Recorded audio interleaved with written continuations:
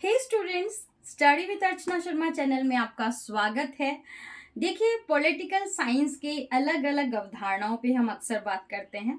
आज का वीडियो है शक्ति पृथक्करण सिद्धांत पर।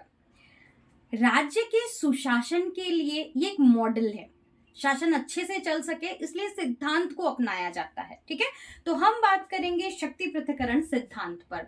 देखिए, अगर बात शुरू करने से पहले मेडिसन के कथन से शुरुआत करते हैं। मेडिसन ने कहा, व्यवस्थापिका, कार्यपालिका और न्यायपालिका, इन सबकी शक्तियां एक ही हाथों में केंद्रित हो, भले वो एक व्यक्ति में हो, व्यक्ति समूह में हो, वंशानुगत हो, निर्वाचित हो, स्वतः नियुक्त हो, परंतु अगर एक ही हाथ में केंद्रित है तो वो अत्याचारी शासन की उपयुक्त परिभाषा है।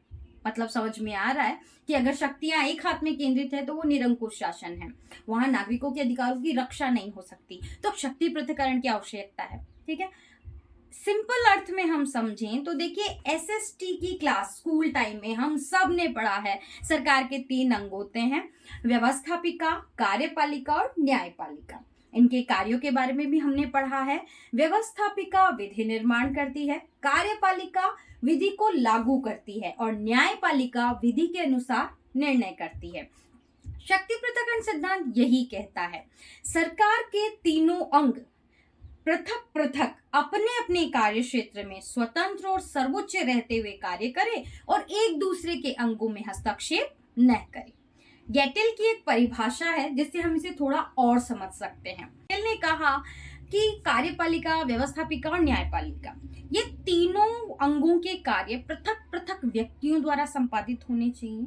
ये तीनों अंगों के कार्य क्षेत्र इस तरह सीमित होने चाहिए कि वे अपने कार्य क्षेत्र में स्वतंत्र और सर्वोच्च हो और दूसरे अंग में हस्तक्षेप न करें। ठीक है, अब बात आती है इस सिद्धांत की आवश्यकता ही क्यों पड़ी।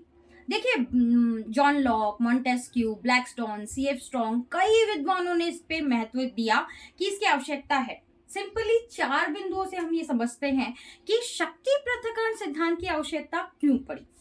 देखिए, फर्स्ट, नागरिकों की स्वतंत्रता और उनके अधिकारों की रक्षा के लिए।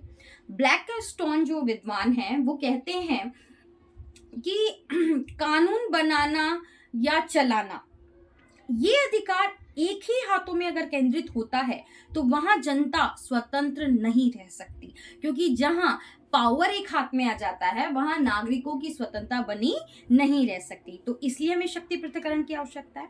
सेकंड चीज, शक्ति पृथक्करण सिद्धांत से शासन में उत्तरदायित्व निश्चित होता है, क्योंकि ये सिद्धांत हर अंग को अपना अपना कार्य क्षेत्र देता है और उसी में वो सीमित करता है, तो जिन्हें वो कार्य दिया है उनका उत्तरदायित्व सुनिश्चित हो जाता है।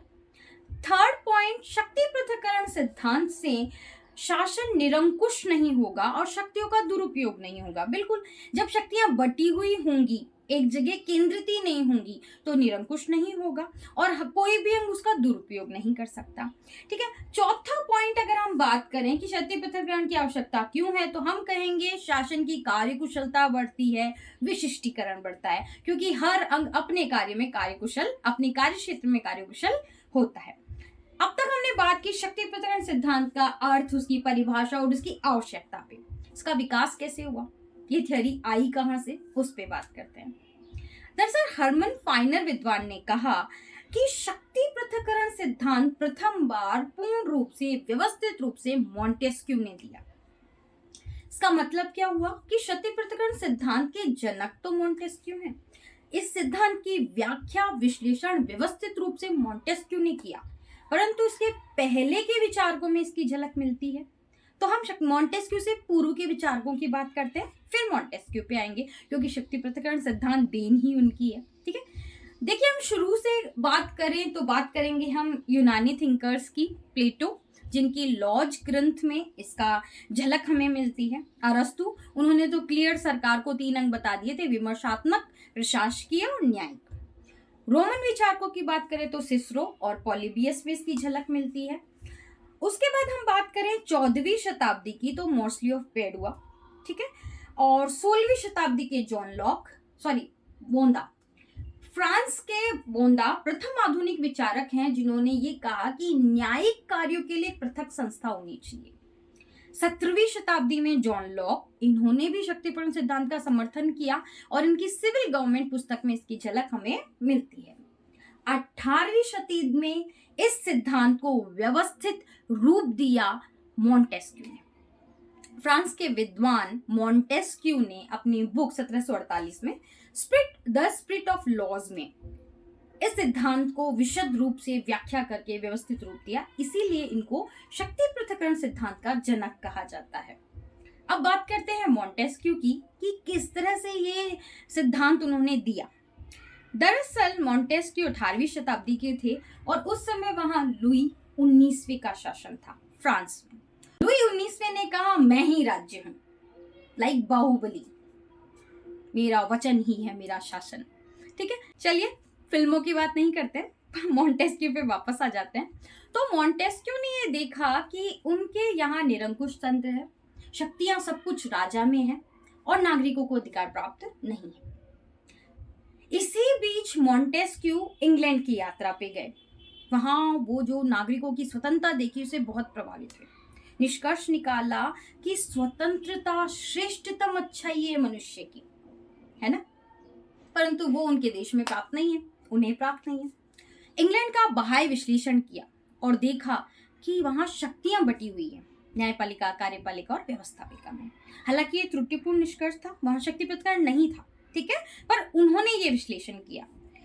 उन्होंने निष्कर्ष निकाला कि चूंकि फ्रांस में ऐसे शक्तियां अलग अलग बांटी हुई नहीं है, राजा के पास सारी शक्तियां हैं, निरंकुश राजा है, इसीलिए फ्रांस की जनता को स्वतंत्रता प्राप्त नहीं है और इंग्लैंड के व्यक्ति स्वतंत्र हैं, उन्हें अपनी स्वतंत्रता का उपभोग करने का मौका मिलता है। इस तरह से मॉन्टेस्क्यू ने शक्ति पृथक्करण सिद्धांत की व्याख्या की।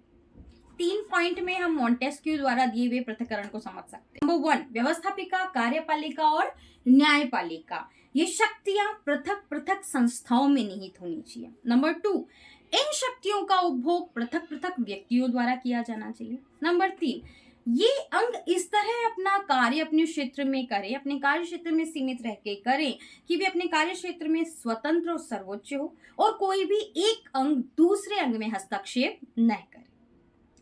यहां तक हमने बात की मॉन्टेस्क्यू के शक्ति पृथक्करण की।